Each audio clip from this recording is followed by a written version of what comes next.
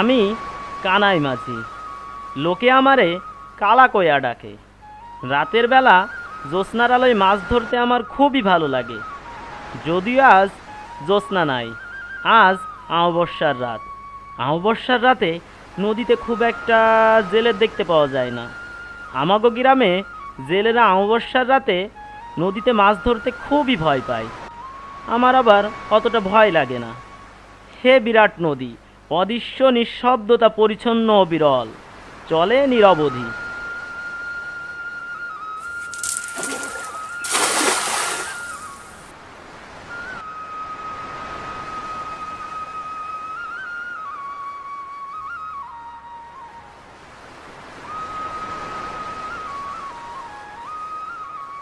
এ কি, আমি কি দেখতাছি?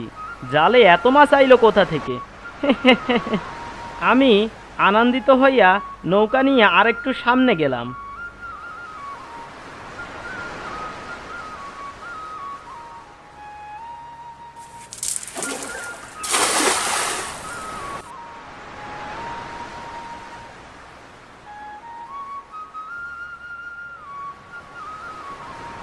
এইবার আমার জালে আগের চেয়ে আরও বেশি মাছ ধরা পড়লো। আমার খুশির আর কোনো অন্ত রইল না। আমি মনে মনে ভাবলাম, সৃষ্টিকর্তা আমার দিকে এতদিনে মুখ তুলে তাকাইছে। পরিবারের কোনো স্বাদ আহ্লাদই পূরণ করতে পারি না। শেষে কবে যে মাংস দিয়ে ভাত খাইছি ভুলেই গেছি। আমি এইসব ভাবতে ভাবতে নাও নিয়ে আরেকটু সামনে গেলাম।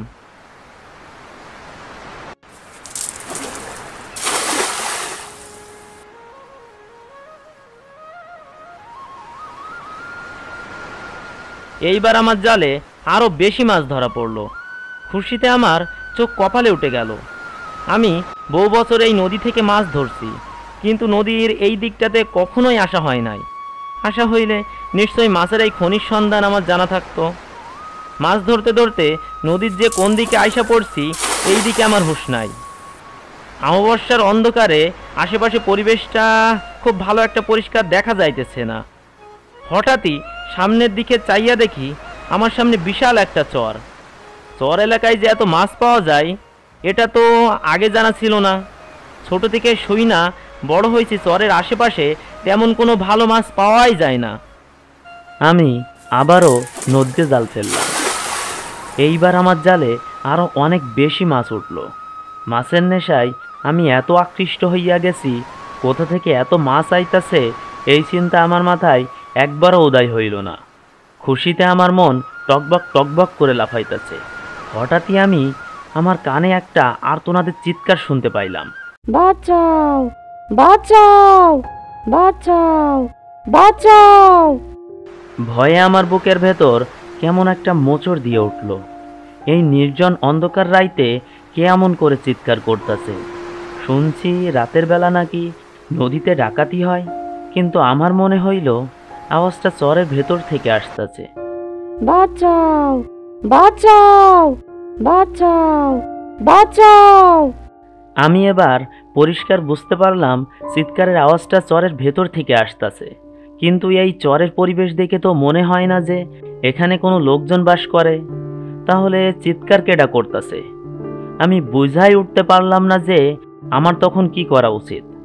নৌকা থেকে চরে নামার সাহস পাইতাছিলাম না। আমি আমার নৌকা নিয়ে সেইখান থেকে পালিয়ে যাওয়ার মতো কাপুরুষও না আমি কিছু বুঝা ওঠার আগেই আবারও চিৎকার শুনতে পাইলাম, বাঁচাও, বাঁচাও, বাঁচাও, বাঁচাও। আমি আর চুপ কইরা নৌকায় বসে থাকতে পারতাছিলাম না। হয়তো চরের মধ্যে কোনো মানুষ বিপদে পড়েছে, আমার তারে সাহায্য করা উচিত। তাই আমি নৌকা থেকেই চরে নাইমা গেলাম। যদিও আমার খুব ভয় করতেছিল, তাও এক পা দুই পা করে চরের ভেতরে হাঁটতে লাগলাম। কিন্তু আমি আশেপাশে কিছুই দেখতে পারতাছিলাম না। আমি অবাক হয়ে গেলাম, এতক্ষণ এত চিৎকার করলো ডাকেডা? আমি কি ভুল শুনলাম? তখন হঠাৎই আমার একটু দূরে চোখ গেল। আমি দেখলাম একটা মেয়ে বসে কি যেন খাইতাছে।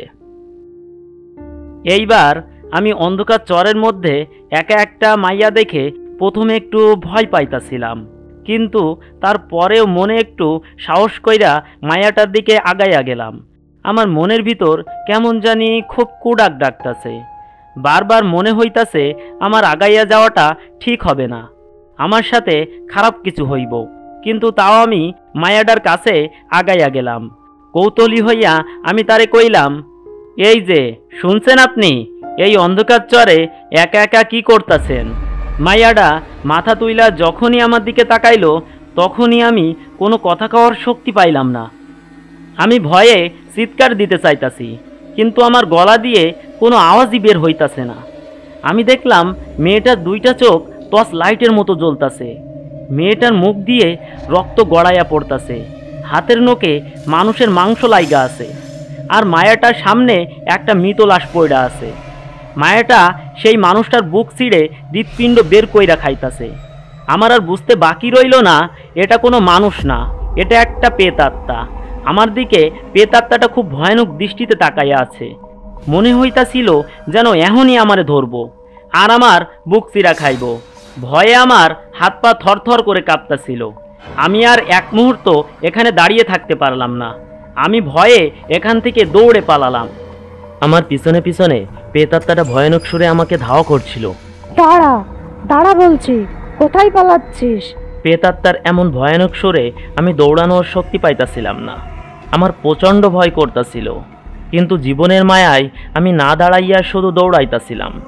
আমি একবারের জন্যও পিছনে ঘুরে তাকাই নাই। অন্ধকারে আমি পথঘাটের কোনো কুলকিনারা খুঁজে পাইতাছিলাম না। যেদিকেই দৌড়াইতাছি শুধু খালি ফাঁকা জায়গা। দৌড়াইতে দৌড়াইতে একটা সময় আমি চরের মাঝখানে একটা ছোট কুটির দেখতে পাই। আমি দৌড়াইয়া কুটিরের কাছে যাই আর জোরে জোরে দরজায় ধাক্কা দিতে থাকি। কেউ আছো? দয়া করে কেউ আছো? থাকলে দরজাটা খোলো। কে কে দরজা ধাক্কায়? আমার খুব বিপদ, আমারে বাঁচান, একটু দয়া করে দরজাটা খোলেন।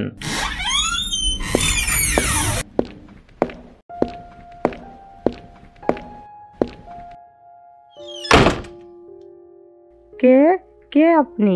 এভাবে আমার ঘরে প্রবেশ করলেন কেন? আর দরজা বন্ধ করলেন কেন? আমি হাঁপাইতাছিলাম, আমার গলা দিয়ে কোনো কথা বার হইতাছিল না। আমি তাকাইয়া দেখলাম আমার সামনে নতুন একটা বউ গা ভর্তি সোনার গয়না নিয়ে দাঁড়িয়ে আছে। দেখে মনে হইতাছে আজকেই বিয়া হইয়াছে।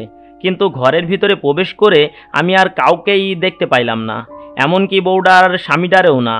আমাকে চুপ করে দাঁড়িয়ে থাকতে দেখা বউডা বিরক্তি স্বরে কইল, কি হলো? আমার কথার উত্তর দিচ্ছেন না কেন? আমি কানাই মাঝি, আমি নদী থেকে মাছ ধরি।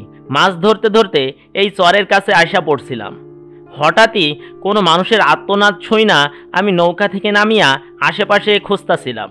তখনই দেখলাম একটা প্রেতাত্মা একটা মানুষের বুক চিরা হৃৎপিণ্ড বের করে খাইতাছে আর আমারে ধাওয়া করলো। তাই আমি দৌড়াইতে দৌড়াইতে আশ্রয় নিতে আপনার কুটিরে আইছি। আমারে এক গ্লাস পানি খেতে দিবেন? বউটা আমার কথার কোনো উত্তর না দিয়ে পানি আনতে চলে যায়। একটু পরে বউটা এক গ্লাস পানি হাতে কইরা নিয়ে আমার সামনে আসলো আর পানিটা আমার দিকে আগাইয়া দিল। আমি পানির গ্লাস হাতে নিতে নিতে বউটার মুখের দিকে তাকাইলাম আর মনে মনে ভাবলাম, সত্যি বউটার মুখখানা দেখে বড়ই নিষ্পাপ মনে হইতাছে। কিন্তু এই নির্জন চরে বউটা একা একা এখানে কি করে আসলো? আমি যখনই পানি গ্লাসে মুখে দিতে যাব তখনই গ্লাসের ভিতরে পানি না, গ্লাসের ভিতরে রক্ত দেখলাম। এটা দেখে ভয়ে আমার পায়ের নিচের মাটি সরে গেল। আমি আমার হাত থেকে গ্লাসটা ফালাইয়া দিলাম আর ভয়ে চিৎকার করে উঠলাম, হা হা হা হা হা! তুই কি ভেবেছিলি তোর জন্য আমি পানি নিয়ে আসবো? হা হা হা হা! আমি বউটার দিকে তাকাইয়া দেখলাম এটা কোনো বউ না, এটা ওই প্রেতাত্মাটা। আমি একটু আগে যারে মানুষের বুক চিরা হৃৎপিণ্ড বার করে খাইতা দেখেছি। ভয়ে আমার হাত পা থরথর করে কাঁপতেছিল। তুমি কেডা? আর আমার কাছে কি চাও? তুমি আমার সাথে এমন করতেছো কেন? কারণ আমি তোদের বাঁচতে দিব না। তোদের মতো এমন জেলেদের জন্যই আজকে আমার এমন অবস্থা। সেই দিন অনেক ধুমধাম করে আমার বিয়ে হয়েছিল। বিয়ের পর আমার স্বামী, শ্বশুর আর বরযাত্রীরা আমারে নৌকায় কইরা শ্বশুর বাড়ি লইয়া যাইতেছিল। গা ভর্তি সোনার গহনা পইরা আমি শ্বশুর বাড়ি যাইতেছিলাম। আমার দু চোখ ভরা অনেক স্বপ্ন ছিল। হঠাৎ নদীতে ঝড় হইল। আমাদের নৌকায় মানুষ বেশি ছিল। এই জন্য আমাদের নৌকা ব্যালেন্স করতে না পারায় ডুইবা গেল। তখন ওই আমাদের পাশ কাটাইয়া জেলেদের নৌকা যাইতাছিল। আমরা বাঁচাও বাঁচাও কইরা অনেক চিৎকার করলাম, কিন্তু তারা কেউই আমাদের বাঁচানোর জন্য আগাইয়া আসলো না। আমাদের আর্তনাদ কেউই শুনল না। পরের দিন সকালবেলা আমার স্বামী শ্বশুর আর আমার লাশ এই চরে ভাইসা উঠল। আমাদের লাশের কোনো শেষ কার্য করা হইল না। এইখানেই আমাদের লাশ পইড়া রইল। একটা সময়ে পইচা গইলা মাটির সাথে মিশা গেল। তারপর থেকে আমি তোদের মতো জেলেদের কখনোই ক্ষমা করি না। তোদের পেলেই তোদেরকে মেরে বুক চিরা হৃৎপিণ্ড বের কইরা খাই।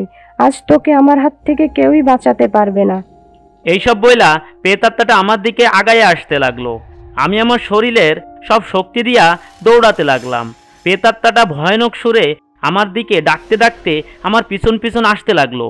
এই দাঁড়া দাঁড়া বলছি, আজ তোকে আমার হাত থেকে কেউই বাঁচাতে পারবে না, দাঁড়া। আমি একবারের জন্যও পিছনে ফিরে তাকাই নাই। প্রাণের ভয়ে শুধু দৌড়াইতে থাকলাম, একটুও থামলাম না। এমন সময় আমি আমার কানে আজান শুনতে পাইলাম। তারপর আমার আর কিছুই মনে নাই।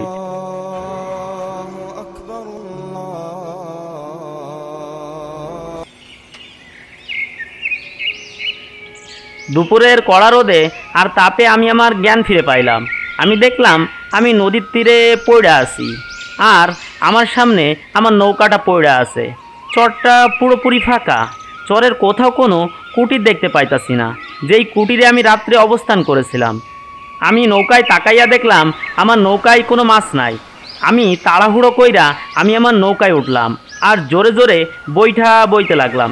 এরপর থেকে আমি আর কোনো দিনই রাতে মাছ ধরতে যাই নাই।